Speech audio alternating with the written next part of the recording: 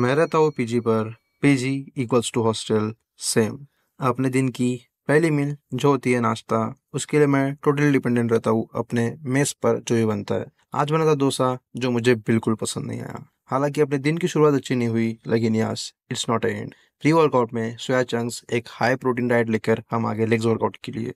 और legs workout क्या फाड़ा है आज। 110 केजी के साथ 15 रिपीटेशन लगाकर भाई दिल तो खुश हो गया।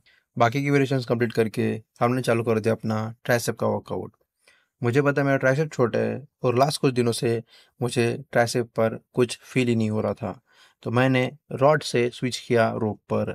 And what a great decision. ये छोटे छोटे डिसीजन काफ़ी इम्पैक्टफुल होते हैं आपकी फिटनेस जर्नी में, और ये आपको एक्सपीरियंस से ही पता चलेगा।